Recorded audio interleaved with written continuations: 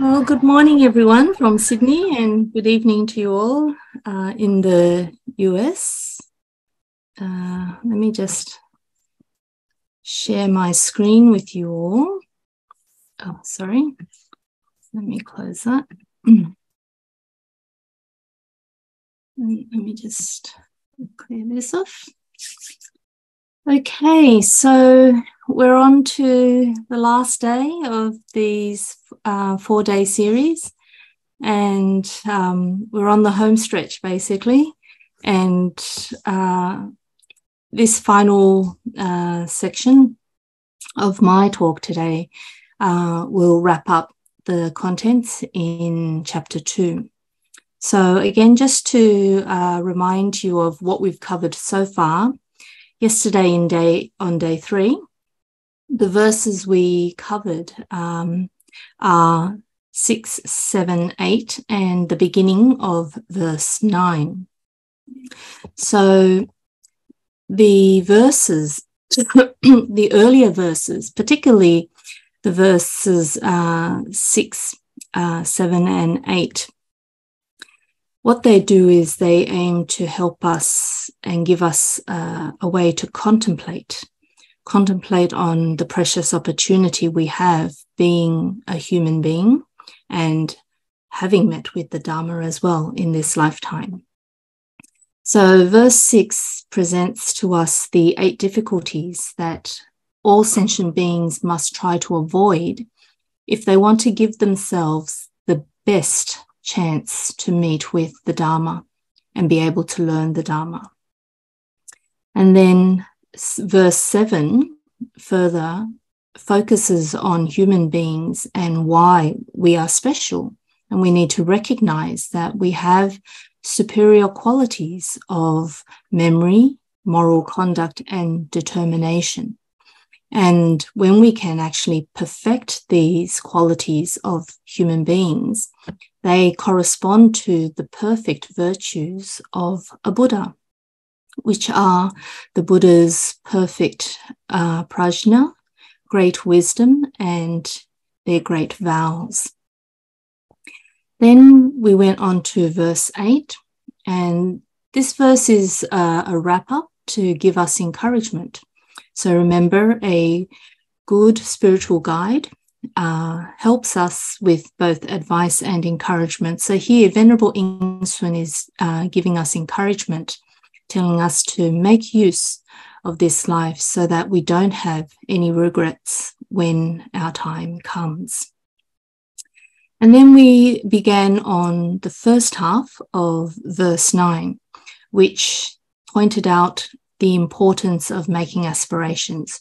So all along we've been saying you need to inspire yourself to learn the Dharma, and you need to find good teachers and so forth. So after achieving all of that and you've begun to learn the Dharma, without having aspirations, you don't have direction with your learning. You don't have goals. So having aspirations and making your vows and regularly bearing them in mind and reviewing your vows is actually important so that it keeps you in a direction that is wholesome, and it will also guide you in terms of what types of Dharma teachings you need to seek, learn, and practice. So we'll continue today with the second half, the next verse. So here you have the second half of verse 9 and verse 10. So what this tells us is there are many types of aspirations, and all of these different types of aspirations can be grouped into 3 major categories. And the different types of aspirations are summarized in these few lines. The lower level practitioners seek a better future existence to attain the joys of present and future lives. The middle level practitioners seek to leave this world to attain nirvana and the bliss of liberation. The upper level practitioners seek the Bodhi vow to attain great compassion, perfect wisdom, and the ultimate joy. So I'll put these back up in the 10-minute break, just because I'm conscious of time and how much more material I'd like to get through. So all the practices on the Buddhist path aim to help us improve ourselves, make us a better person. And concerning this aspect of improvement, there are all sorts of goals underlying one's aspirations. And the verse tells us that these goals can be largely grouped into 3 broad categories. So one is the aspiration for a better future. Second is the aspiration for liberation. And the third is the aspiration for the Bodhi vow. So these 3 types of aspirations correspond to what Maitreya Bodhisattva respectfully refers to as the lower level, middle level, and upper level types of practitioners. So when you see these descriptions of lower level, middle level, upper level, please bear in mind what their aspirations are, what they want to get from their learning and practice of the Dharma.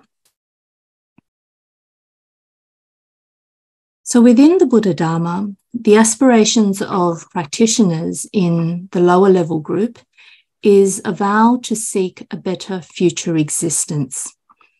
The reference here to lower level is in the context of the type of aspirations and therefore the types of practitioners that fall into this group.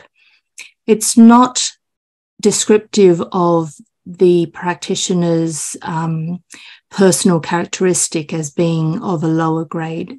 Definitely not. These people actually are quite noble. For them to actually have met with the Dharma and make this aspiration for a better future, in terms of their personal character, they're actually quite noble, quite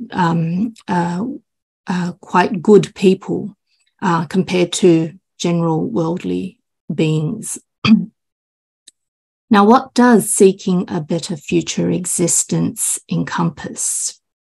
So it refers to wishing for their results and outcomes in this life and the next life to be even better than what they have now. And what type of results and outcomes are we talking about? Well, this can cover any aspect of one's life.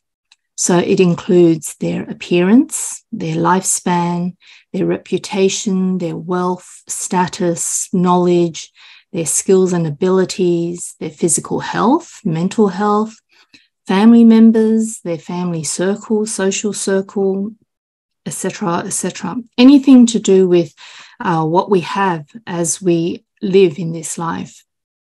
For them, their wish is that may all these aspects be better in the future.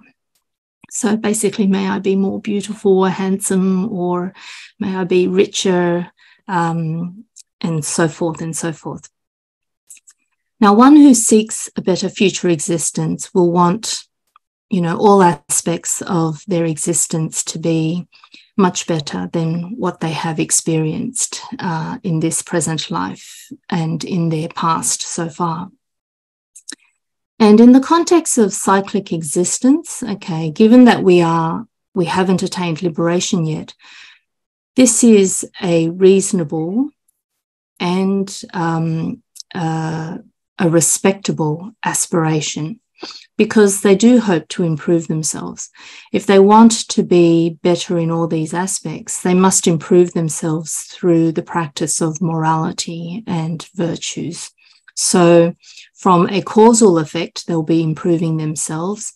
And because they have planted the causes, when the conditions come naturally, they will experience the results of having a better future existence.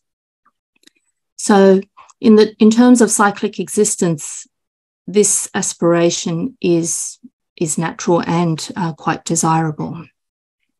So we should never think that, you know, this group of people have a lower expectation or are of a lower grade. We shouldn't think in that way, because their aspiration is decent and it's still noble. So why would we refer to them as lower? It's just a way to compare the three different types of category. So in the Chinese, they use xia, zhong, shang, which has the aspects of lower, middle, and upper. We'll have a look at, if you read some of the other texts and descriptors, people have a similar description of people with small capacity, with medium capacity, with great capacity. So it's not to belittle these group of practitioners, it's just to describe, to be able to bring across the idea of a comparison among the three groups. However, in the context of learning the Buddha Dharma, this aspiration is still considered not thorough, because there is something better. They can actually go further eventually to the aspirations of liberation and ultimately to the aspiration of the Bodhi vow.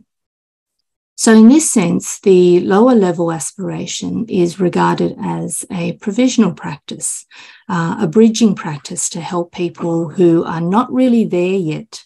They're not ready to make the aspiration for liberation in the Bodhi vow. But once they make the aspiration for a better future and they undertake the practice, build up their spiritual foundation, they will then be ready to make higher aspirations. So with this aspiration for a better future existence, their aim will be either for a human or a heavenly rebirth. And within this category, these people can be further subdivided.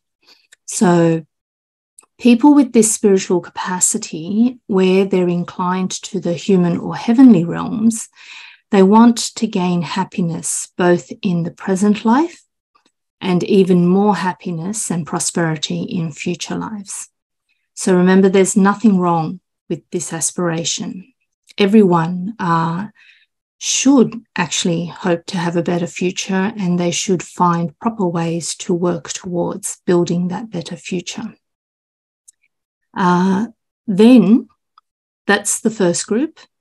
Then we have the second group within this category. And for these people, although ideally it would be better, ideally they would want to have a better future, both for the rest of this present life and in all coming future lives. However, for them, they kind of recognize, well, if I had to make a sacrifice in order to have a better future in the next life and the lives after that, I'm willing to suffer a bit more in this present life. I'm willing to sacrifice a bit more in this present life to attain, to attain happiness and fortune in all of their future lives. So on this note, it's important that I point out here, and Venerable Yin-Shun points out, sometimes you will hear of some extreme ascetic practices that purport, what they say is, one can enjoy happiness and fortune in the next life if they purposely endure suffering in this life. Now, you need to be mindful, such teachings are not proper teachings of the Buddha Dharma. They don't align with cause and effect. So you can't intentionally harm yourself and think that will be the cause for a future result that is prosperity and happiness. Cause and effect that the Buddha taught us doesn't work that way. So the Buddha's teachings on karma and cause and effect doesn't support the view that you can deliberately harm yourself and this will offset or exhaust your past bad karma. Okay, so if you come across those types of teachings and sayings, you just need to bear in mind that this doesn't really fit with the cause and effect, the karma, the theories and doctrines on karma and cause and effect that the Buddha had explained to us. So if you want to have fame, fortune, and all that in your future, the causes are the cultivation of virtues, the cultivation of merits. Now, within the Buddha Dharma, practitioners who aspire to this goal of attaining happiness in the human or the heavenly realms, if they make such a vow and they undertake the proper practices to attain this goal, these people are what we classify as practitioners within this lower level group. So just remember that this is just referring to their spiritual aspiration, because they can aim higher, but they just choose to aim for the human and heavenly realms. Now, when one's goal is to aspire for a better future existence, now this is a key point to note, even if they cultivate the transcendental practices, if they focus on studying emptiness and meditation on emptiness, the result that they gain will still only be a human and heavenly rebirth if they succeed in those practices, because their aspiration is only to aim for a better future existence. So that's why your aspiration and your practices are both important, but your aspiration will affect your results. But in contrast, if people of the lower level aspiration commits all sorts of evil deeds, due to the strength of that karma, the strength of those karmic deeds, they will regress to the lower realms, the evil realms. So although their aspiration is to seek a better future, if the karma they create is unwholesome and that karmic force is very strong, they may not even attain a human birth. So bear this in mind. You know, your practice, what you do, your wholesome deeds and your unwholesome deeds, they still have a karmic force that will influence your future direction. So if you want a better future, you aspire to that, you have that goal, then you practice wholesome deeds so that your virtues, your actions, and your aspirations are in line. Then you'll head into that direction. But if these aspects are not consistent, then often it can be the case that your karma will overtake. So those who aspire for a better future existence, and again, if they practice accordingly, then have faith in Buddha's teachings of cause and results. If you have that aspiration and you carry out the proper practices, you will gain that result of being reborn as a human or as a heavenly being in the future, in your future lives. Now, it can be said in this sense, if they have these aspirations and they practice accordingly, it can be said that the evil destinies have been avoided, because given that your vows and your practice all align with the results of a better future, then you will avoid falling into the lower realms, the three evil destinies, and you are progressing. You are progressing and advancing in the cyclic sense. However, no matter how far one advances, they're still trapped within the three realms. So you can practice properly, practice well with your aspiration of a better future, and you can gain a rebirth in the heavens And you can go through the heavens of the desire realm. Then in the next life, you're born into the heavens of the form realm. And then in future lives, you're born into the heavens of the formless realms. But according to the Buddhist cosmology, once you get to the highest level of heaven in the formless realm, there's nowhere else to go. So when you're at the top and there's nowhere else to go, and in that heaven where you exhaust a lot of your wholesome karma, once that life ends, what you're left with is your past negative karmic forces. So the only direction is down from there. So this is within the context of cyclic existence. Okay, so bear that in mind for those who have this aspiration. That's one of the reasons why it's considered to be not as thorough as the aspiration for liberation, because you're still trapped within samsara, within the three realms.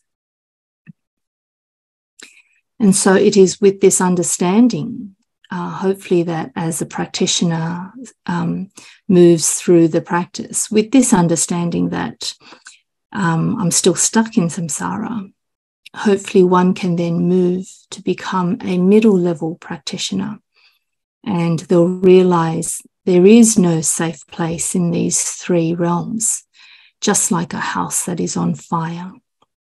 And so your aspiration also advances, and you decide, you make the vow that, no, I don't just want a better future within cyclic existence.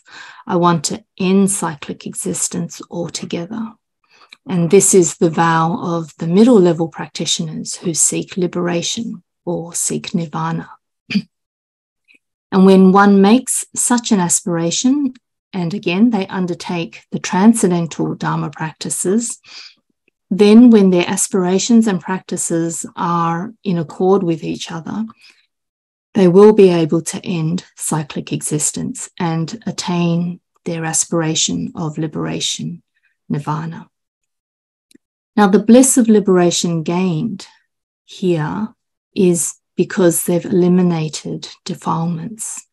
So this is not like the bliss of a heavenly rebirth where you enjoy all forms of sublime experiences. The bliss of liberation that one experiences in nirvana arises through thoroughly ending cyclic existence and knowing you never have to be born again.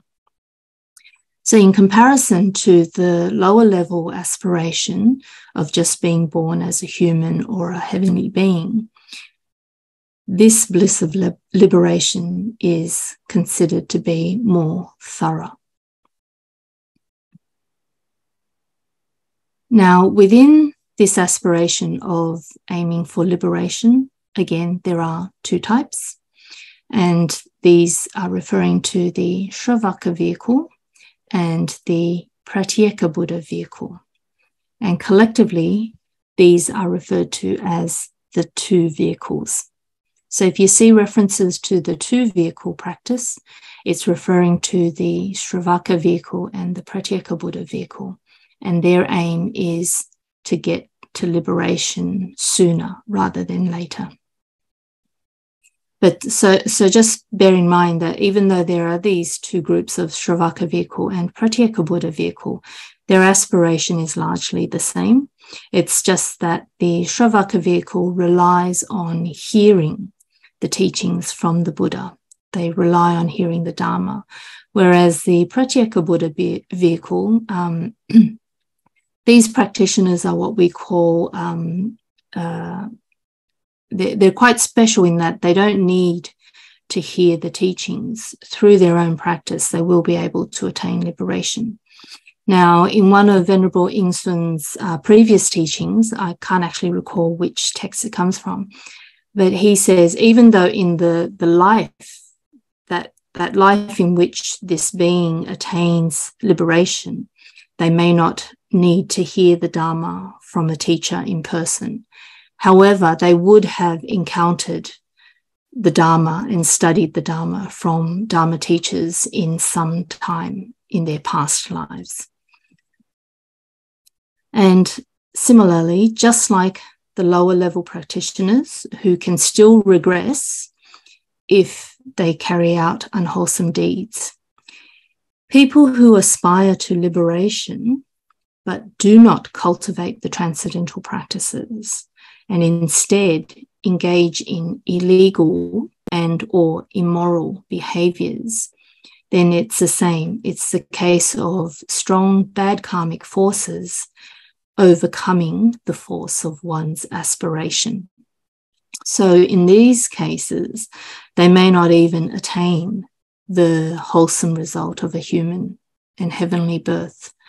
So just remember that with our aspirations, don't think because we aspire to liberation, we aspire to a better future, then we can still do what we like and we'll get there, because that doesn't align with cause and results. So one's aspiration will influence our results. However, the choice of behavior, the choice of teachings and practices that you undertake will still have its karmic forces. So you need to make sure everything aligns with your aspiration if you want that aspiration to eventuate. And next, we come to what we call the upper level or the superior practitioners. And their aspiration is to seek the great Bodhi vow. Now, in Sanskrit, the word Bodhi means to awaken. All the virtues attained at the state of Buddhahood is called unsurpassed supreme awakening or unsurpassed supreme Bodhi. So remember, Bodhi means awakening. And this title takes great awakening as the core. Now, although the focus here, based on the title, seems to be on wisdom, but we need to bear in mind that this type of wisdom actually encompasses the perfection of all virtues as well. So here, this awakening is not just a pure wisdom aspect. This awakening is a perfection of all virtues, including wisdom, compassion, morality, and so forth. So the aspiration of the Bodhi vow aims for the great goal of the Buddha's awakening. The goal of the middle level practitioners is just liberation. And although this is regarded as lofty and sagely, but compared to the accomplishments of a Buddha, it's still not considered perfect. So that's why we would encourage, and Venerable Yin-Shun always encourages us to eventually seek Buddhahood.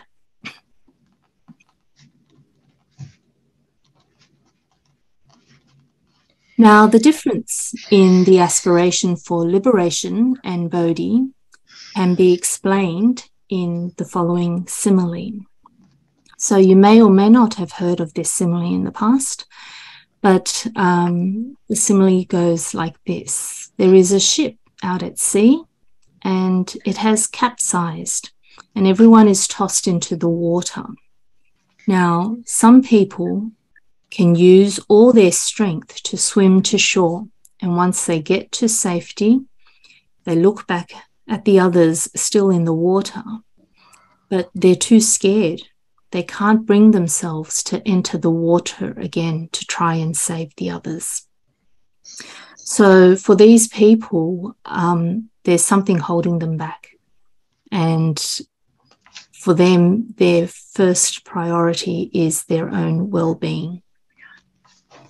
Now, from the aspect of escaping danger, these people have succeeded. But from the aspect of perfecting all virtues, these people still are missing a little bit. So there are others that do seek perfection. And so what this refers to in the simile are people who are able to swim and get themselves to shore. Now, once they get themselves to shore, they don't just rest and recoup. They continually think of ways to save the others. So they may go and call for help, call 000. I think it's 911 in America. It's 000 here in Australia. You know, and if they can, they will, once they've rested, they will go back into the water to bring others to safety, because their aim is to bring everyone back to safety. They have that great ambition.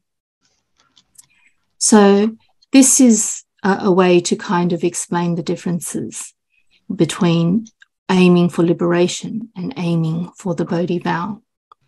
So even though it may seem that we're belittling the aspiration of liberation, what this is trying to do is to encourage people to let them know there's actually something higher and greater and even more perfect that we can aim for. So aiming for liberation, getting yourself to safety is also decent and noble. But remember, those people have something holding them back. They have fear, and that fear reflects a weaker spiritual capacity. But once we practice and we strengthen our spiritual capacity, that means we're able to overcome that fear, and then we can become even stronger and do even more. So for people with the upper level, the superior aspiration, the reason why they can do that is because they realize that only the perfection of a Buddha, the virtues, the wisdom, and the vows of a Buddha, only with those accomplishments can they actually go back into the water and save the other people. And so that is how one who was at the middle level can progress to the upper level aspiration. When you realize that liberation, although good for oneself, is still not perfect, and then you study and you learn about the perfection of the Buddhas, then your aspiration advances to aspire for the Bodhi vow. And the Bodhi vow is to seek the Buddha's perfect wisdom, to seek the Buddha's great compassion and their great vows, their great strength, their great skills. And because of that, we can save all beings. So the aim of seeking Buddhahood, again, is so that we can equip ourselves to save all beings. And that is what we mean by the Bodhi vow. So then, having made the aspiration for the Bodhi vow, we should cultivate the Bodhisattva practices. So remember, your aspiration and your practices have to align. And the practices that align with the Bodhi vow is the Bodhisattva practices. And we need to bear in mind that these practices aim to benefit others and oneself. So we don't have to sacrifice ourselves, because the Bodhisattva practices are such that in the process of helping others, benefiting others, we also benefit ourselves. And when our cultivation reaches perfection, when we perfect the Bodhisattva path, we will become Buddhas. We will possess the great compassion, the perfect wisdom, the skills and virtues of a Buddha. And only with such perfection can we thoroughly help all beings. So as a Buddha, when we become Buddhas, we also attain the absolute and ultimate joy of great nirvana. So remember that the goal of Buddhahood is not just to save others at the expense of oneself. It's to save others and to save oneself. And grounded in this goal of seeking Buddha's awakening and delivering sentient beings from suffering, the upper level practitioners make the aspiration to undertake the corresponding Bodhisattva practices. Within the Buddha Dharma, only this can be regarded as the most superior, the loftiest, and the ultimate aspiration. And therefore, this category is referred to as the upper or the superior level. So here, Venerable Yin-Shun's wish is revealed. What he wants is he wants to remind people that there is a much more superior aspiration, which is the goal of Buddhahood, and we can actually attain that, and we should seek that instead.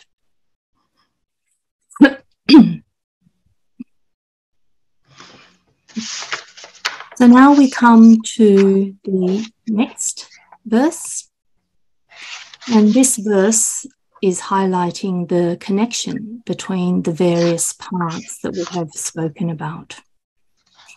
Relying on the lower level, one can progress higher. Relying on the upper levels, one encompasses the lower. Catering to spiritual capacities, there are the differences of 5 and 3 vehicles. Reverting to the ultimate, there is only the great vehicle.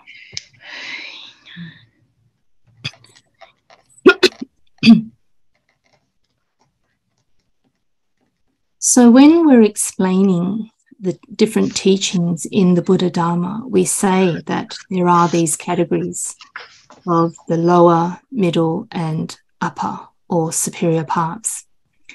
But in terms of the ultimate teaching or the ultimate meaning of the Dharma, we say that from different aspects, every path can actually lead to Buddhahood.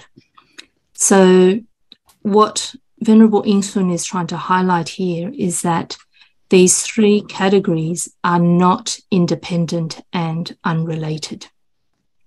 Rather, they have a relationship that is both mutually supportive and mutually encompassing. So this is depicted in the diagram that you see. So here you have 3 tiers, and this reflects the mutual support and encompassment of the 3 different levels. So from the aspect of mutual support, going from the bottom up, the lower tier and the middle tier are established, and they form the foundation of the upper tier. So in this sense, without the lower level, there's nothing to support the middle level. Without the lower and middle level, there's nothing to support the upper level. If one solely focuses on the top tier and think that they don't need the middle and the lower level practices, that's wishful thinking. They can never accomplish the upper level practices without having a good foundation in the middle and lower level practices. So just remember, this is like the construction of a tower, which always begins with making sure the foundations are strong, firm, and able to support the rest of the construction. And in a similar way, so among the 3 categories, one can actually rely on the lower level practices to then progress to the middle level practices. And then relying on the middle level practices, one can progress to the upper level practices. And Nagarjuna says that by achieving the aspiration for a better future existence, one can gradually achieve the definitive superior state. Now, in terms of definitive superior state, this refers to the state of liberation gained by the middle and the upper level paths. And in the Agama Sutras, this sequential order of practice is effectively what is called the normal path of all the Buddhas. And what this means is that this process or this sequence is universally taught by all the Buddhas.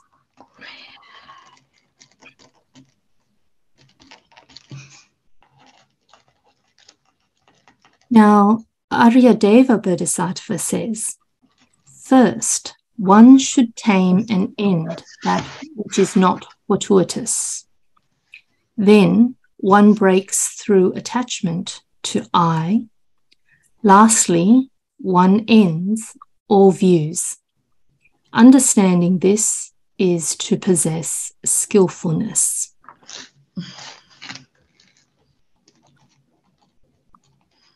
So the meaning of tame and end that which is not fortuitous is to distance oneself from unwholesome evil deeds and to practice wholesome deeds.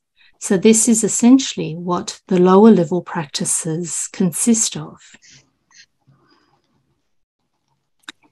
Then the meaning of one breaks through attachment to I is to attain liberation by realizing emptiness, by realizing no self. And this is the middle level practices. And the meaning of end all views is to completely cease all erroneous perceptions, both coarse and subtle. And this is referring to the upper level practice. So when one is able to understand this sequential order, then one is able to exercise skillfulness across all levels of practices within the Buddha Dharma. And therefore, Aryadeva Bodhisattva says, the Supremely Awakened One taught this skillfulness, which is like a ladder. So again, it's not just Venerable Yin-Shun's opinion, but we have many great masters of the past which are reminding us that these three different broad categories of practitioners are not separate and independent. Wherever you are in those groups, it doesn't mean you stay there. You can actually use this whole path as a ladder to progress.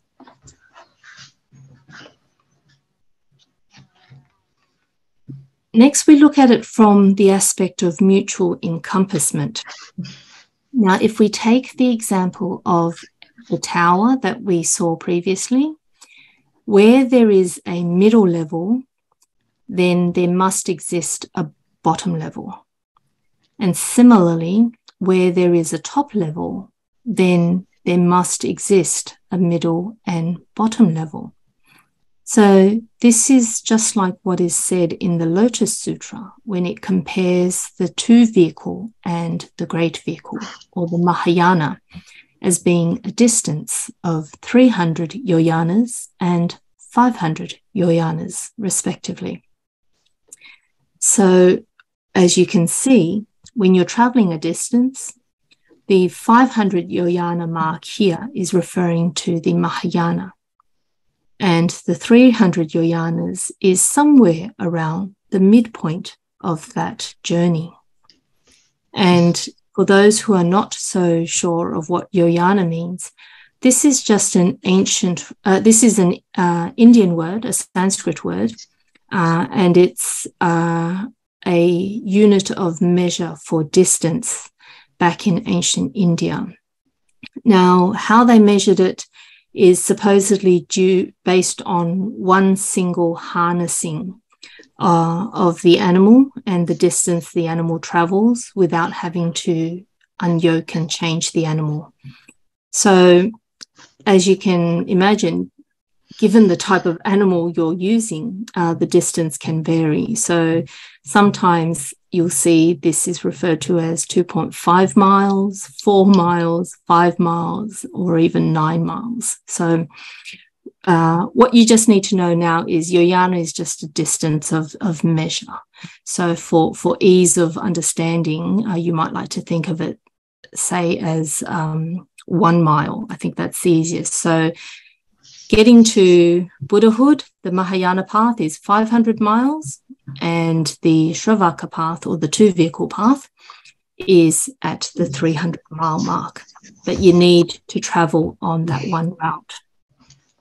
So when we can understand this view of mutual encompassment, it will help us to actually connect all the different Dharma practices rather than picking and choosing and rejecting certain practices.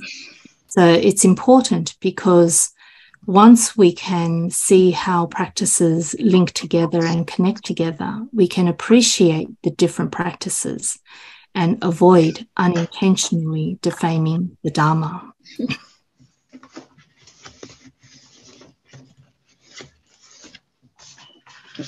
So here, just to let you know, as I mentioned earlier, these three different categories are not something that Venerable Yin-Shun himself has created. So this table shows the way to Buddhahood, which is Venerable Yin-Shun's teaching. And then we have Venerable Taishu, a great master that Venerable Yin-Shun learned from. And then we have the great treatise on the stages of the path to enlightenment, which is a book written by Master Tsongkhapa. And they also refer to these three different categories. And so Venerable Taishu refers to the lower level as practices common to the 5 vehicles. And Master Tsongkhapa's translation, we see that it's stages of the path shared with persons of small capacity. And then with the middle level, Venerable Taishu says practices common to the 3 vehicles. And then Master Tsongkhapa says stages of the path shared with persons of medium capacity. And then you have the upper level practices. So if we look at the highlighted words of common and shared in reference to the lower and middle levels, this, in the Chinese translations of these teachings, they use the word gong, and that means common and shared. So this is referring to the aspect of mutual support and encompassment, because it's shared by the 5 vehicles and the 3 vehicles as well.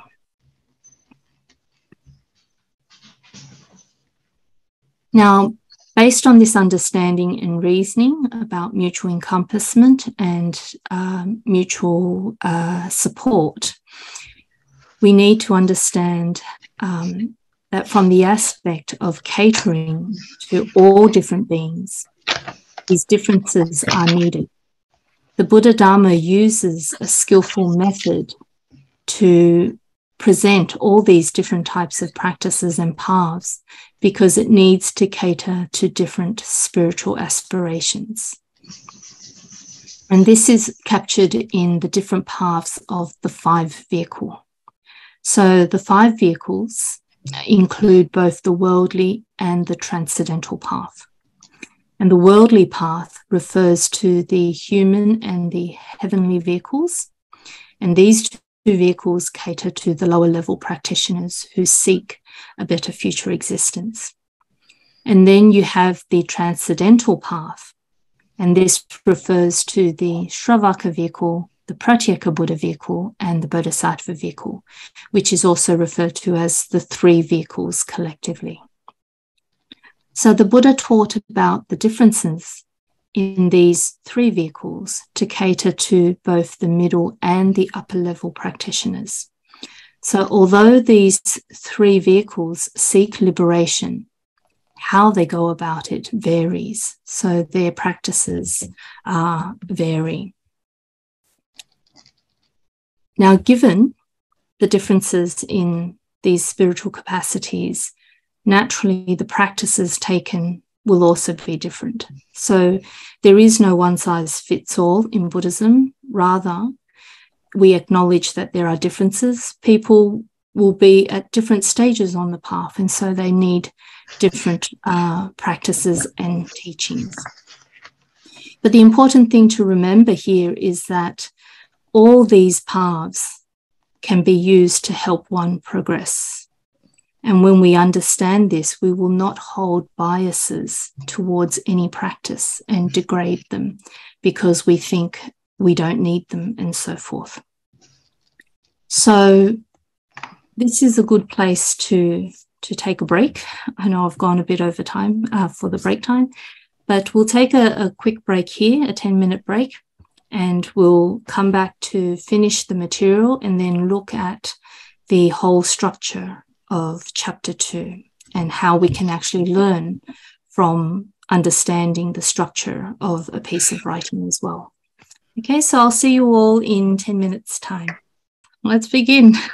I'm probably going to be going a bit faster and faster as I notice I've got quite a lot of material still Let us fall down. To cover. So again, just remember that the Buddha's true intention, Venerable Yin-Shun is pointing to us that from the ultimate meaning of the Dharma, the Buddha's true intention is that all Dharma practices can lead to Buddhahood. They can help us to attain Buddhahood. So we shouldn't look down on the lower level practices of just, doing good deeds and so forth, because even when that is done with the aspiration of the Bodhi vow, that can actually help us attain Buddhahood. So in terms of the one vehicle, the Mahayana or the great vehicle, there are different terms that you might come across when you're reading the text, particularly the Mahayana texts. And they actually refer to the same thing. So, for example, in the Lotus Sutra and the Sutra on the Lion's Roar of Queen Srimala, it talks about the one vehicle. But then at various passages, you'll also see the word Mahayana. So you need to understand, because some people, when they see, the one vehicle, the great vehicle, they might think it's referring to different things, but no, it's referring to the same path. So here, just to help you understand a bit more and get a bit of clarity, the name Mahayana is often used when the context of the discussion is to compare with the two vehicle, the Shravaka vehicle.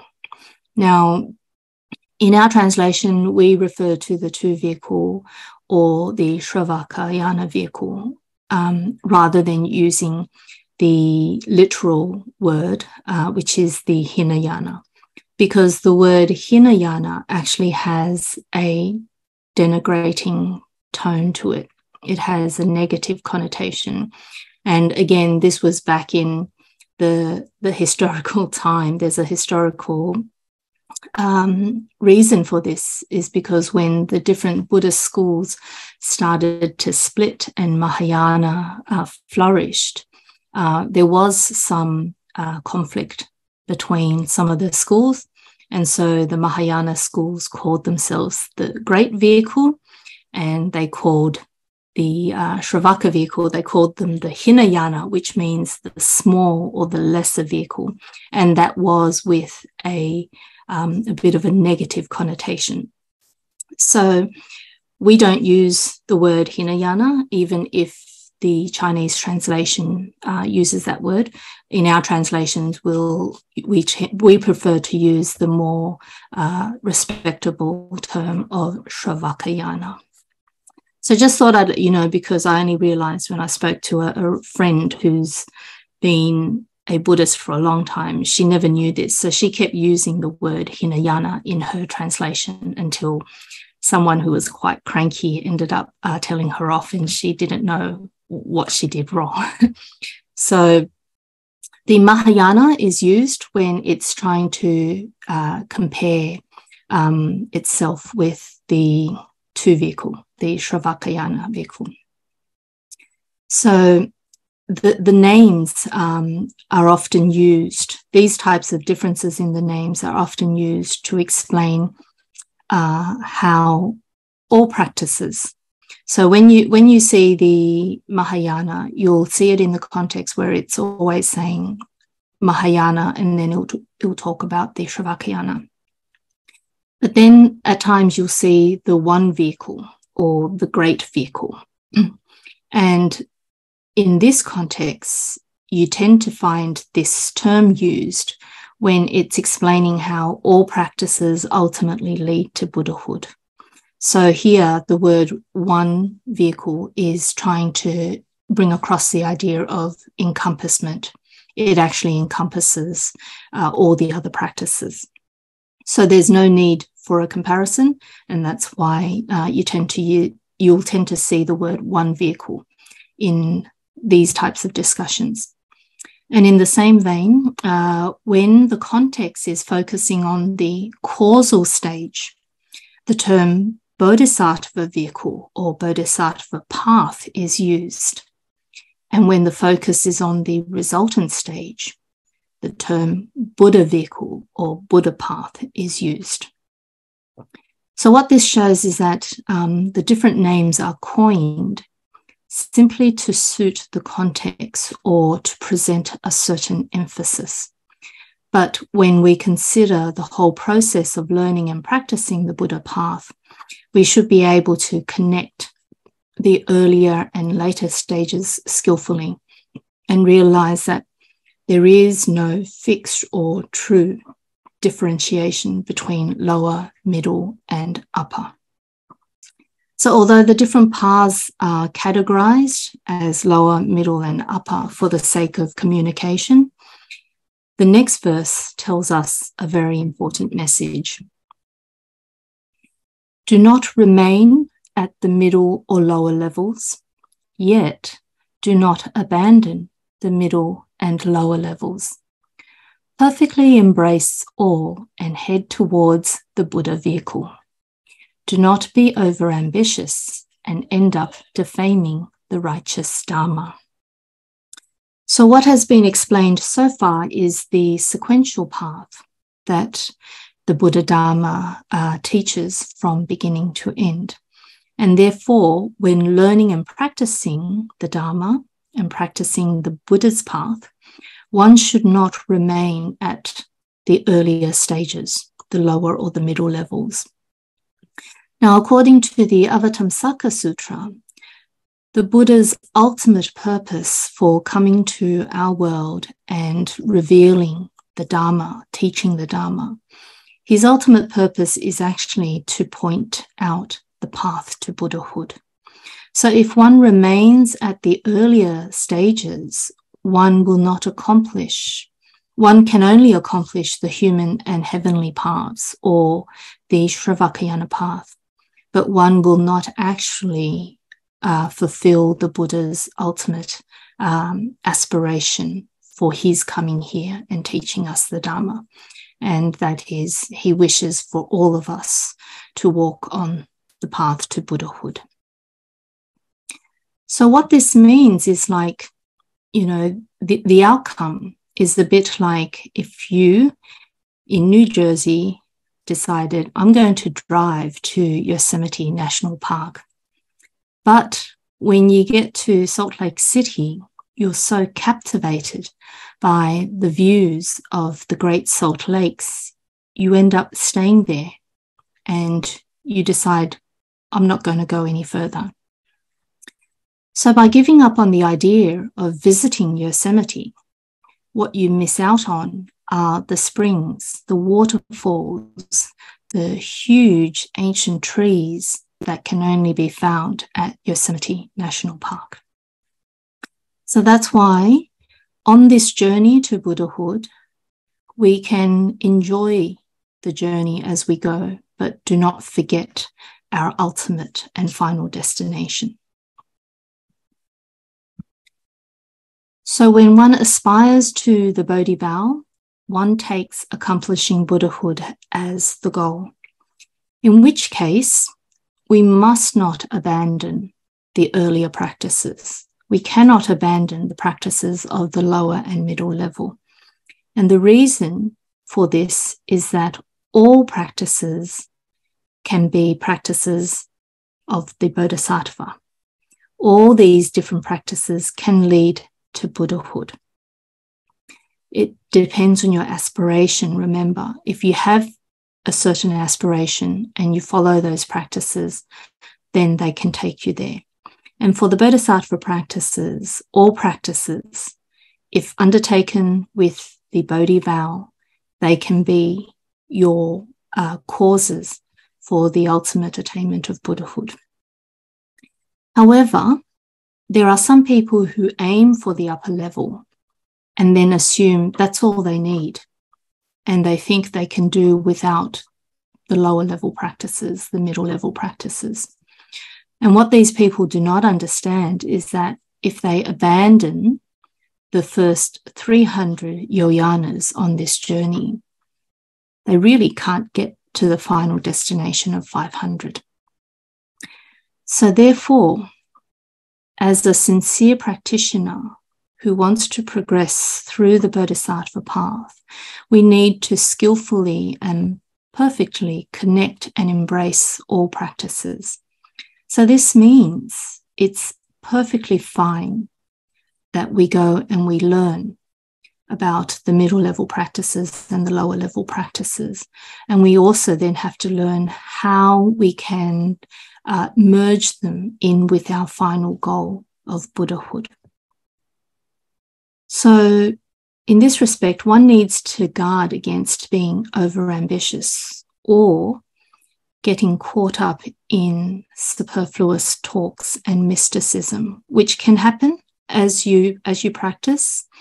And what I mean by overambitious here is to think by not recognizing where your spiritual foundation is, and then if you choose a practice that is currently beyond your skill, and therefore you can end up going on the wrong path.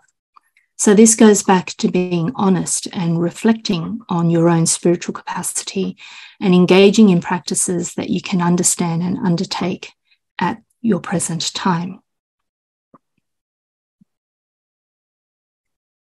Now, some teachings may sound like the Dharma, but they're actually tangential branches that no longer accord with the truth. And if one gets caught up in these practices, one may fall into the path of defaming the righteous Dharma. Now, Venerable Yin-Shun tells us that there are generally two groups of people in terms of defamation and how they defame the Dharma. So the first group are those who think that certain sutras or certain practices do not belong to the Buddha Dharma. Now, this type of defamation is something that everyone is able to detect, and therefore we should keep our distance from these type of people. And the second type are those who think that they have outstanding spiritual capacity and therefore they can skip certain levels, and they think they can just directly focus on the upper level practices, even though they have no foundation in the lower and middle level practices. So the second type is a bit harder to determine, but instead of using this to judge others, this is important for ourselves. Where are we at? What practices do we need to build up our foundation so that when we practice the upper level practices, it will be solid and it will be easier.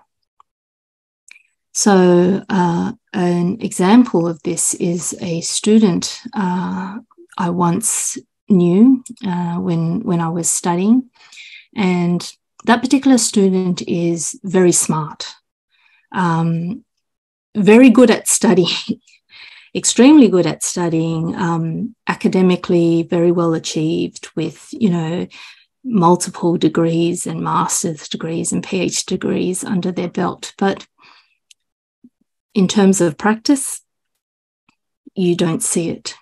They can talk a lot about the Dharma and so forth, but when you look at the way they practice, the way they behave, the way they interact with others and interact with the Sangha, it's like it's a completely different person. And there is total mismatch in that sense.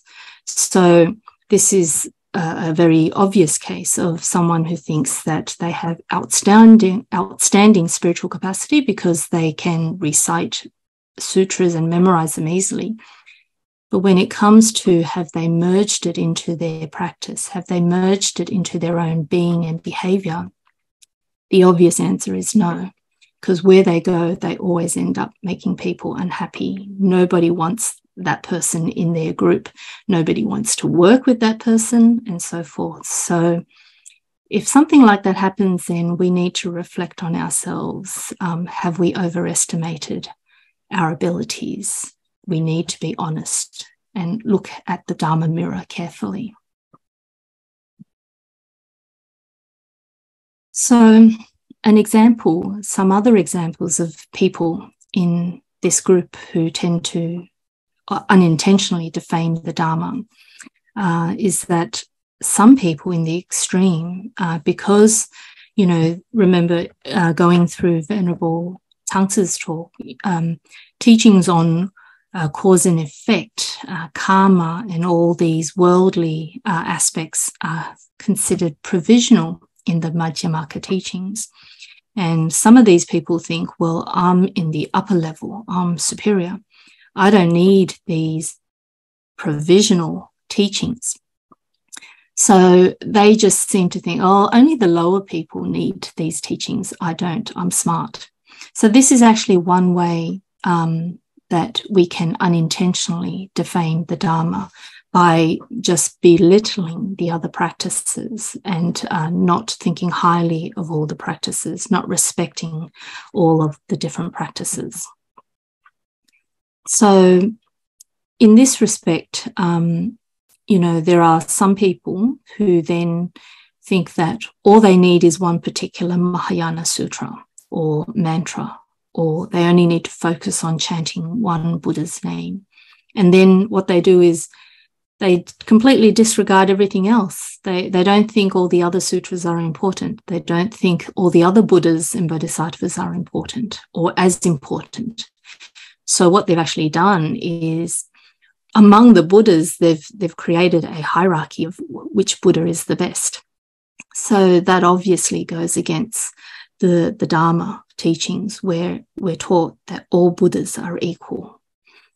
And then you have some people who only think we need to practice. We don't need to listen to or even contemplate on the Dharma. So these situations have occurred in the past, and they can occur as well. So Venerable Yin-Shun is just giving us examples of what types of behaviors are not ideal. And if we fall into such behaviors, we could potentially be defaming the Dharma. Now, people who are, who behave in these sort of stubborn and foolish ways, they may think that their fault is minor. So they may think, well, I'm just practicing what I want. I'm just focusing on my Buddha and so forth. And it may seem that that particular fault is minor because they're not out there denigrating everything else. However, in terms of the propagation of the Dharma, you can imagine that such an attitude can actually create obstacles, not only for their own practice, but for others who listen to their advice. So if they were someone's spiritual guide and they kept telling people, oh, don't worry about that Buddha, don't worry about this practice, just focus on this, because this is what I do, then in terms of the propagation of the Dharma, we can be neglecting a whole body of resources, a whole body of treasure, unknowingly. So that type of result is very much undesired in terms of the propagation and the spread of the Buddha Dharma.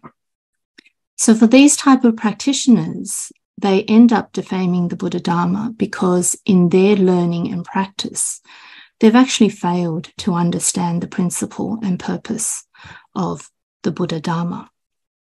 And so in the Mahavibhasa Shastra, it says, faith without wisdom nurtures ignorance. And this highlights the great threat that ignorance can have, or the detriment of ignorance towards our practice. And of course, the only way to overcome ignorance is to cultivate wisdom. And the development of wisdom begins with the wisdom of learning. Then we move to the wisdom of contemplation, and then the wisdom of practice. So this was something we had discussed in previous years' teachings about the path of cultivation of wisdom. So with the time left, I'd like to now go through the structure of chapter 2, because I find that this is a training that we've been given at Buddhist College. And when you start to have to contemplate, often when we pick up something and we read, we just read it, but we don't put much thought into it. However, when we listen to the Dharma teachings, we're told contemplate on the teachings. So then some people will say, well, what does that mean? How do I contemplate? Do I just keep thinking again and again? So this is one way of helping you to contemplate on the teachings, is by digging deeper into a piece of writing. What is the structure? Is there actually a teaching that you can gain from understanding the structure of that teaching? So when we undertake self-study, this might be a good practice that you can try to work into your own study when you pick up a different sutra, when you pick up an article and so forth. And especially with Venerable Yin-Shun's teachings, the structure of his writings is a very valuable source reference to help us both learn and practice, if you know how to use it well. I mean, some writers are not so good, so the structure when you start to contemplate may not be as ideal, but definitely with Venerable Yin-Shun's teachings, once you figure out the structure, you'll actually have a much greater level of admiration for his wisdom. So what you see here is just a quick umbrella of the structure of chapter 2. So the first to the third verse is all about developing the mind that wants to learn. And then the fourth to the fifth verse is about what is a good spiritual guide and how do we rely on that good spiritual guide. Then we go to the 6th and the 8th verse, and that's all about encouragement to advance in the practice. And then with the final 9th to the 12th verse, it's a detailed explanation on the different paths available and how to link those paths together and understand those paths in a wholesome way and in a proper way. So this was the first verse, and it shows us to contemplate on the virtues that we can gain from listening to the Dharma and learning the Dharma. So this has a motivational purpose to encourage us to learn.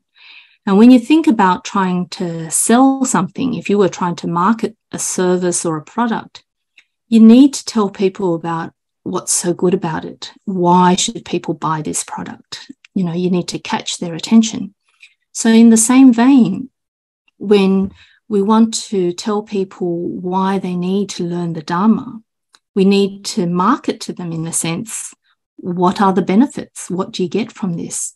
And so this verse is telling us what are the pros, what are the benefits of learning the Dharma. Then you come to the second verse, and this employs two similes of about the faults we need to avoid if we want to properly listen to the Dharma when we're attending teachings and learnings.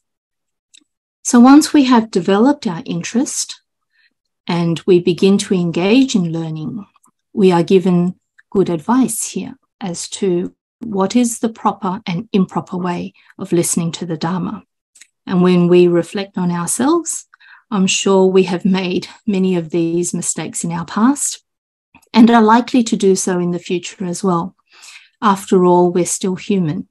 We can get tired, we can get restless, we can get distracted.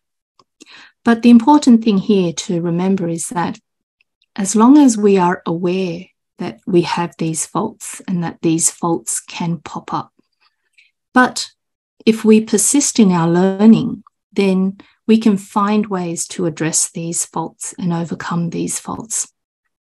And eventually, each time we're listening to Dharma teachings, we will be listening properly.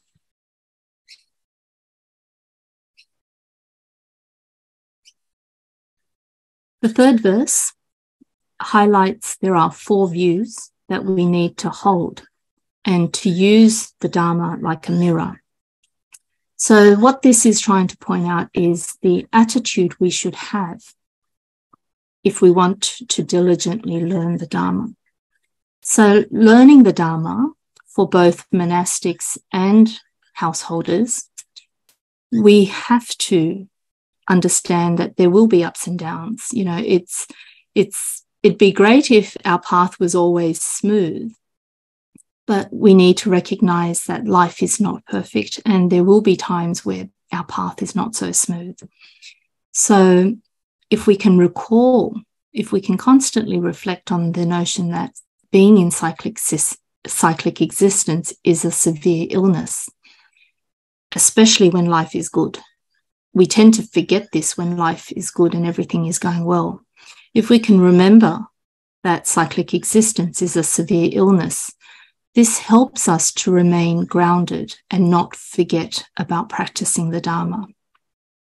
And for lay people, for householders like yourself, I think this is even more important because at certain times in your life, you may get preoccupied with work, getting that promotion, getting that career started, getting that business up and running. Or you may get preoccupied with relationships, you know, love and falling out of love, and family issues and so forth. So at times like that, we can sometimes disconnect our Dharma practice with our life. And we forget that actually we should be connecting our Dharma practice with all that's happening with our lives. So when we treat the learning of the Dharma as something completely separate and other things in life take over, we can end up pushing the Dharma back to another time. We'll do that later. I'll do that later.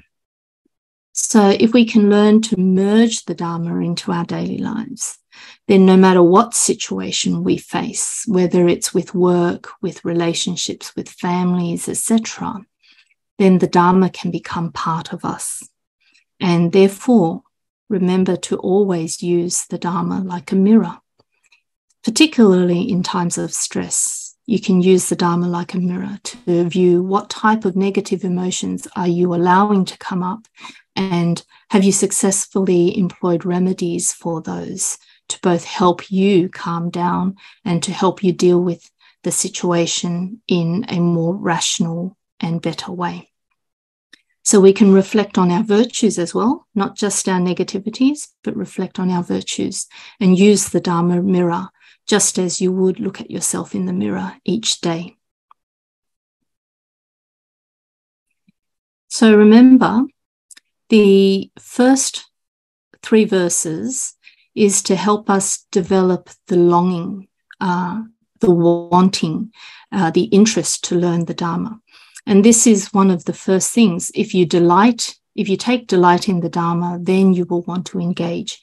If you don't have delight in the Dharma, if you don't gain happiness when you're learning the Dharma, then slowly that interest will fall away. And that motivation to engage with the Dharma will also fall away. So this is why this is the very first thing that Venerable Yin-Shun places in this chapter.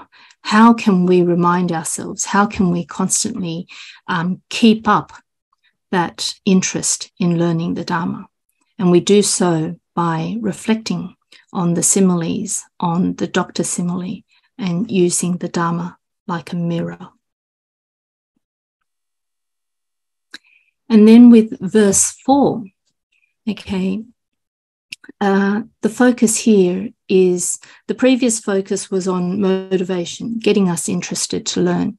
Now, once that interest is developed, then we need to look at what are the ways we can continue learning. So the self-interest to learn is our internal driving force. Next, we're introduced to the external forces and supports. And this is where the good spiritual guide comes into play. And it's important for us to learn about, well, what is a good spiritual guide? How can we find one? What are the criteria to look out for? And so this is what verse 4 is showing us. And then with the next verse, this then teaches us how to interact with our good spiritual guides, with our spiritual companions and friends, our Kalyana Mitra, once we find them. So not only must we be able to recognize who can be our spiritual companions, we then also have to understand how do we interact with them to make the most of that association. So this is the second structure, the second part of chapter 2, which introduces us to the people we can rely on, our special friends. And we should reflect on this crucial factor for entering into the Dharma, because often it's actually through these good spiritual friends that have brought us to meet with the Dharma in the first place. And we need to continue engaging with these friends if we want to stick on the path. So I'm sure you can all regard Faye as your good spiritual friend, because she's constantly giving you advice and reminding you and encouraging you to continue with learning and engaging in the Dharma practices. And if we can have and engage with these type of people, then it helps us to stay on the path and we take fewer wrong turns. So if you think about this, even Venerable Yin-Shun, even though he's no longer with us, through his teachings, he is still giving us good advice. He is still giving us encouragement.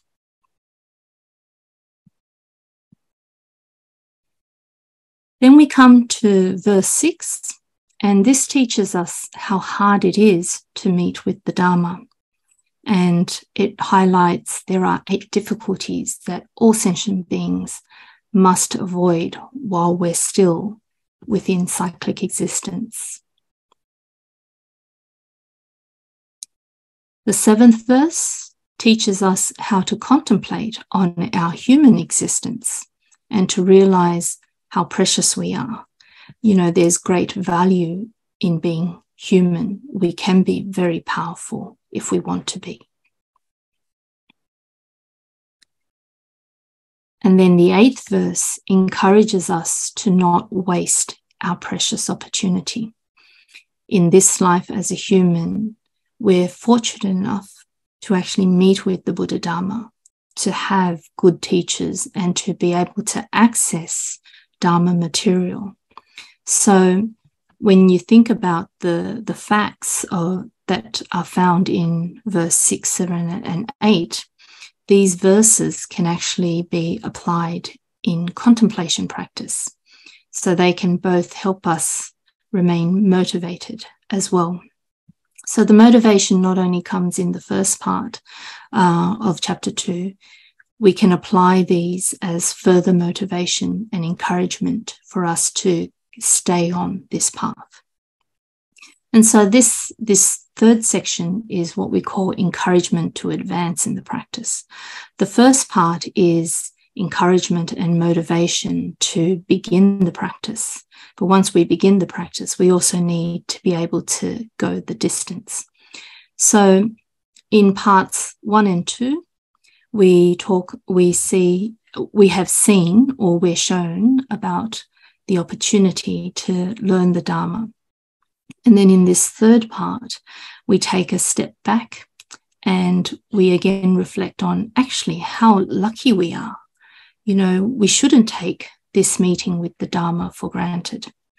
And this is done. We can realize our fortune and this great opportunity by thinking about the 8 difficulties which we have all avoided, and by reflecting on our abilities as a human.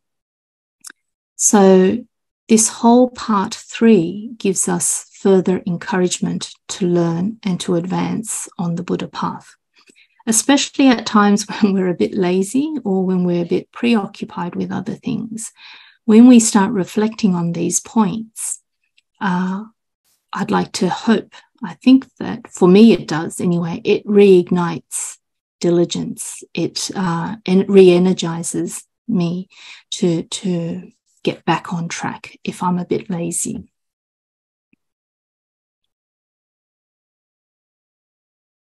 Then we begin looking at the first half of verse 9, and this is the 4th part in chapter 2, which details the different paths for people at different stages with different spiritual capacities.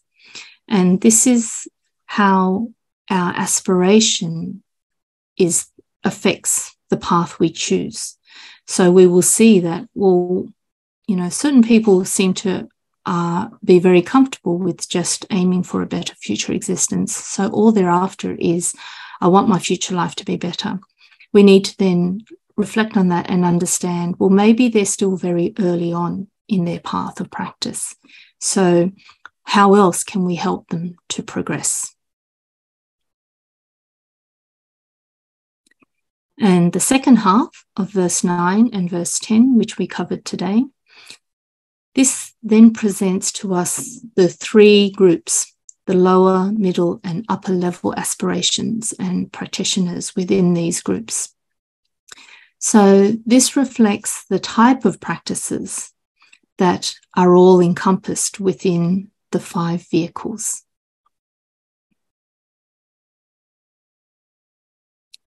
Then we come to verse 11, and here verse 11 follows on.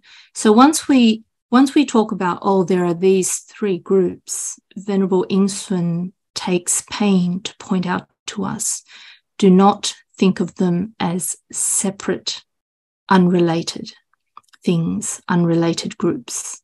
He points out to us that we need to understand that they mutually support each other. There is a relationship between the different levels, and we cannot forget about this relationship, both for our own practice and both in terms of the way we approach and view all practices and other people when they're at different levels of their own practice. And then with verse 12, the last verse, it teaches us to avoid certain mistakes, and in particular, the mistake of neglecting the middle and lower levels. So although the ideal is to aim for Buddhahood, but the final goal is only possible with the support of the lower and middle level teachings. So from this aspect, the ultimate teaching, this is from the aspect of the ultimate teaching that everything can lead to Buddhahood. All these, the lower and the middle level stages, are actually part of the one path.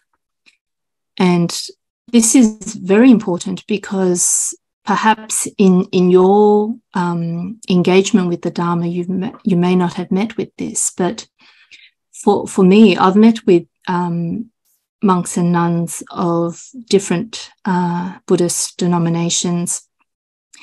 And at one time I met with some nuns from Sri Lanka, and they were adamant. They were trying to save me. So they said to me that I'm on the wrong path. There is no Mahayana. And then they were adamant in saying that what they practiced was the true Dharma and the only Dharma. And that was their practice.